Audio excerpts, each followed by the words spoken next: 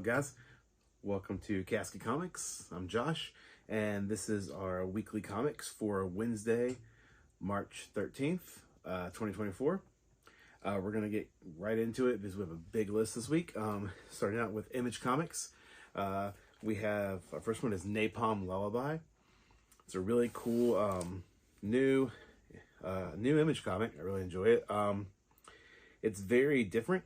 Kind of has this post-apocalyptic feel to it. Kind of even has like some Superman-esque references in the beginning. Story kind of picks up with this group of people who are kind of seem like they're like religious fanatics, and they find a baby that comes to Earth, very similar to Superman, and the baby's being chased, and it's kind of in this armor. It's very interesting.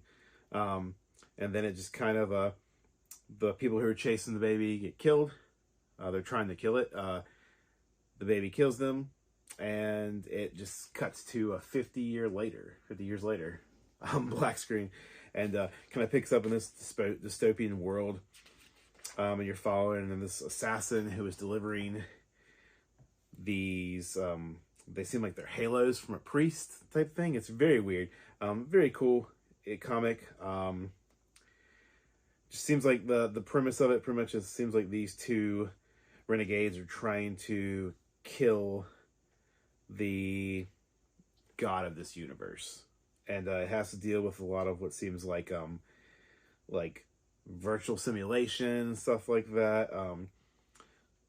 The to be continued page, it's not too much spoiler, but it's a very cool splash page of the whole city, and I guess they're traveling here to try to kill the leader of this world who people consider a god. So very interesting comic. It'll be interesting enough for me to definitely jump onto issue 2. So if you like dystopian future stuff, give it a shot. Napalm Lullaby. All right, so next from Image Comics, we have Fish Flies number 5. Fish Flies is a very, like, Jeff Lemire's art and his story is very gritty. It almost feels like the comic was dropped in the mud. That it's very just thematic like that. As you can see, the art's gritty. The colors are like kind of whitewashed almost. Like it's very just like no color, not so much color to it. When it does, it kind of pops out. Almost on the same account as Sin City. And a little bit where it makes the colors just stand out that much more. But this continues the story of Frances and her bug man person. It's just like a guy who was transformed in the first issue into a human bug by fish flies. He like got wounded, fell into him, and they kind of bit him and turned him into this thing. And you get a little more backstory on what this thing could be in this one. And you also have, in the same sense, you have the cop Danny, who is was investigating it. Last issue he got taken off the case because they said he was straying too far, and now he's kind of gone rogue now because he's at the point where he realizes that like he has to do the right thing and try to find Frances because she's been missing. And you know, Frances at this point has come across this old couple who apparently they know more about the fish flies, and they've been like dedicated to killing them. So now you have this couple come in who like Frances has issues with because they're trying to kill her bug friend. So it's a very interesting issue of the comics. Really, I enjoyed this issue. Thought it was fun. I would be curious to see how many more they have. I feel like it's getting very close to the end. And I would be curious to see some more about Jeff Lemire after this one. It's a really, like I said, interesting comic. He wrote and drew it. So, yeah, definitely check out Fish Flies number 5. I'd recommend it. All right, going on to our next Image comic, which this next one is probably, I would say, oh man, there's so many good issues this week. This is probably still probably the top 3 for me. And that is Transformers number 6 from Image Comics. Daniel Warren Johnson has just like destroyed this run, as in a good way. Like he is just chewed it up. He also is doing the art and writing the story, and his art was a little chaotic at times for me from the first couple issues, but once I got adjusted to it, it's been awesome. And just to see this new like variation of the Autobots and the Decepticons, even though it's still, you get the tried and true, you know, Optimus is there, Starscream is leading the Decepticons. But this is it. This is the last issue with him writing and doing the art, and it's really sad for me because I feel like, you know, a lot of times when a really good run comes to an end and you have another team pick it up, it's hard to live up to the hype, especially if it's just, like I said, such a solid run all the way through, and this has been. And once again, you still have this story kind of picks up. This is spoilers for last issue, but this story picks up with Devastator, who's now been put together, who's came together, and he is just like, you know, going. I mean, he's huge. He's like menacing. He's going after the Autobots. You can see through some panels. He's just like, he is just menacing over top of the Autobots. And yeah, I don't want to say too much about this issue since this is the last of the arc. You have the big war between the Autobots and Decepticons going on. You have some sadness. You have some sacrificing, save the world type thing. And it's just a really, you know, solid issue. And I'm, like I said, really sad to see Daniel Warren Johnson leaving the project. Be really excited, hopefully, to see the new team, though. I mean, I don't want to, you know, just instantly, you know, bash the new team, because I've seen also the same thing. I've seen, you know, people come in and it's been great. So we'll see how it goes. I'll be, like I said, interested to see. And it ends with a really good, like, solid roundup, somewhat of a little bit of a cliffhanger going into the next arc. So we'll see. Haven't read the other Energon Universe stuff, but there's also we have Duke and Cobra Commander coming on right now. When those end, I think they're doing Scarlet and Destro, so that should be interesting. I haven't read those. I might pick the trades up to try to keep up with the whole Energon universe. And there's also Void Ravel still going on. So, yep, and that was it for Image Comics. So we're going to pick up with Boom Comics. We have House of Slaughter, number 21. Not going to show any art from this one. I have not read this one yet. I am way behind on House of Slaughter because I'm way behind on Something's Killing the Children. I've kind of savored Something's Killing the Children because the comic was so good and was such like a just coming out of the gate was awesome for me. So I'm still, I think I read the 16 through 20 arc, so I'm still have 21 through 35, I think is where they stopped now, in trays to read, which I'm going to try to read that soon so I can get caught up and start on House of Slaughter, but I didn't want to spoil stuff. I need to actually find out where a jumping on point for House of Slaughter is, to where it doesn't spoil anything for Something's Killing the Children. But I've got all the issues, so I definitely will pick it up. I really enjoyed some of the characters from the House of Slaughter group. So it'd be really interesting, like I said, to pick it up and read it. So, but if you haven't, definitely check them out. If you have read them and you want to let me know what you think without spoilers, throw it down in the comments. Now we're also in Boom. This is probably my number one for the week. Like it's almost no contest. It's really tough, but so it's Mighty Morphin Power Rangers: The Return, number 2. Turns out when you play the character for years and you start writing them, it's not very hard to shine. Amy Jo Johnson is writing the story, who played Kimberly the Pink Ranger from the original series. And she's amazing with this art. So like it actually opens up with a flashback of the Power Rangers' final battle against Rita and Zed. And you have Kimberly recounting the story to the characters she met from the ending of the cliffhanger sort of ending of the last issue. But yeah, it's literally them on the moon fighting Rita and Zed. And it's just like, it's so awesome. Like, as an old Power Rangers fan as a kid, like, I can't see how you wouldn't just love this, because you're getting like the classic Rangers, but it does still have a little bit of grittier feel to it. You have Trini's cousin, who was the one who came in with Trini's morpher, and she brought it to Kimberly, and Kimberly is like recounting the story. they discuss, we saw in the first issue that Tommy had a gravestone. We kind of got hints of Tommy and Kimberly being together. That's fleshed out more in this issue. While the other Rangers are distracting Rita and Zed and fighting other monsters, Tommy and Kimberly are going to take a device that is supposed to, when it's set off, defuse the evil around the area. So it should pretty much turn all the villains good.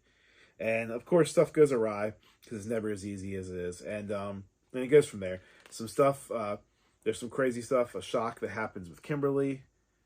Don't want to say too much because I love people just reading. I want people to feel the excitement that I feel when I get to read these things, so I don't want to spoil stuff.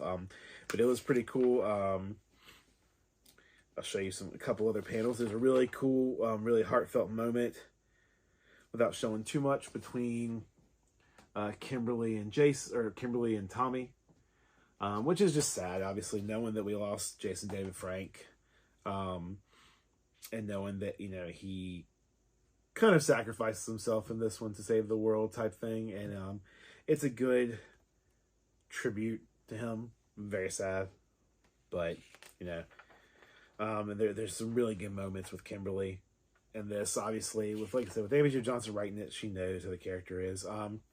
You have a really cool, like, new shock villain revealed. We kind of got hints of the villain in the first issue in Shadow. We get to see the villain outright in this issue, which is really cool. And then, of course, with that, you have a shock ending. So those were both great.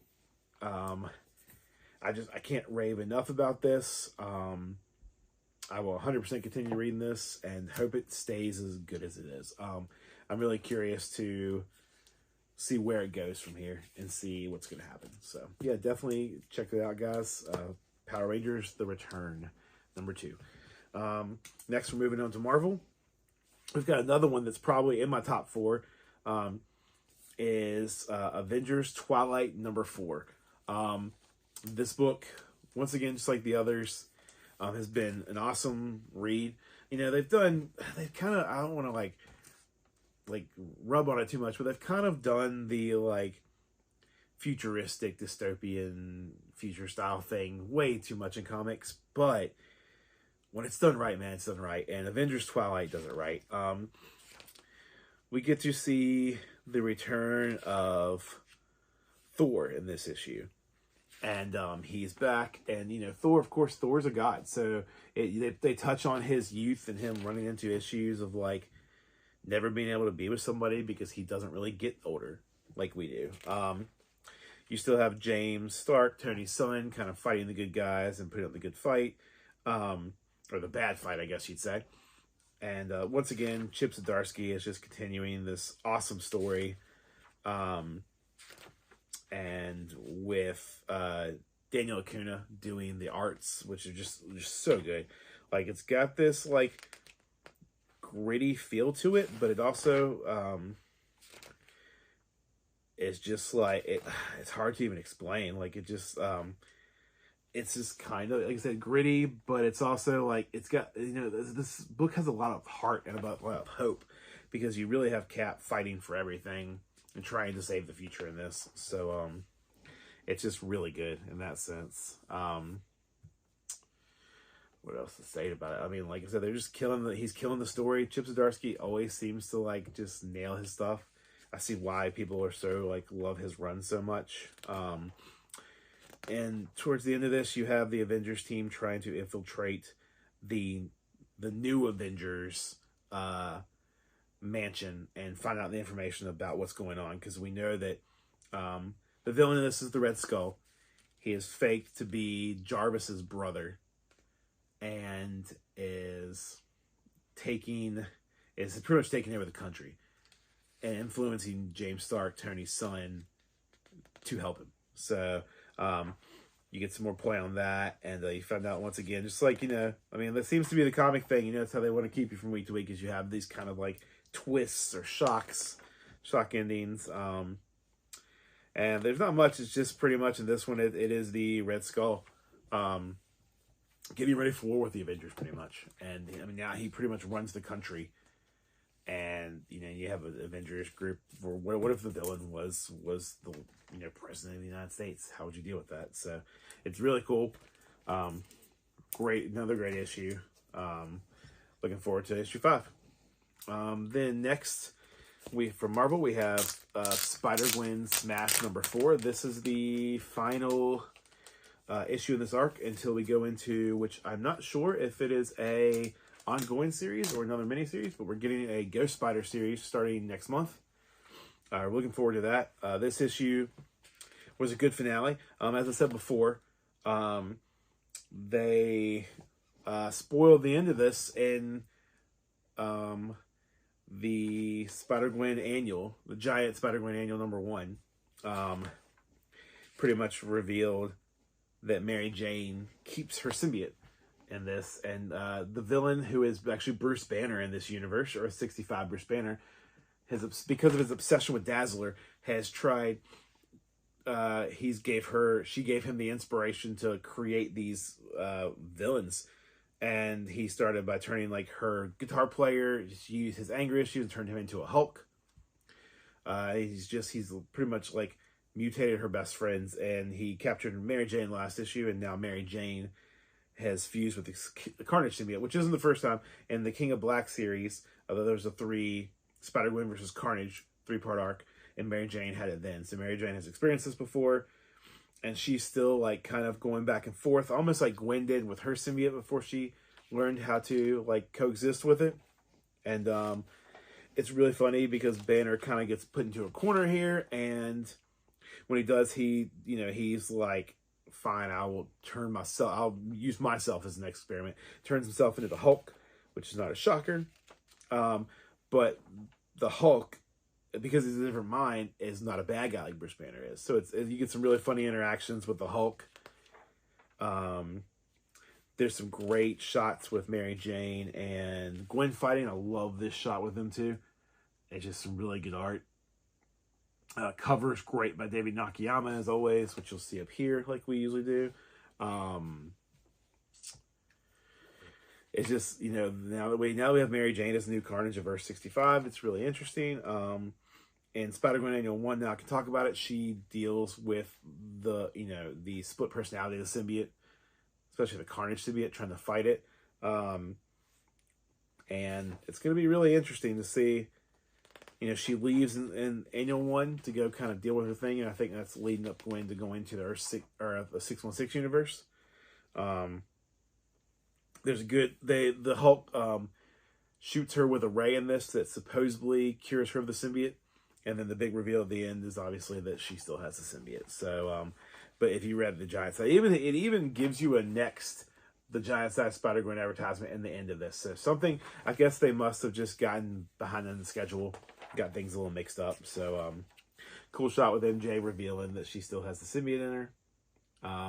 So sorry, spoilers on this one, but it's kind of already got spoiled. So, great issue, good finish to this. This is probably one of my favorite miniseries of Spider-Gwen. I really like Shadow Clones, obviously, you see from my comics in the background. But this was a great follow-up. And looking forward to the, hopefully it's an ongoing series. I'm not sure, like I said, but really looking forward to that. Should be a good read.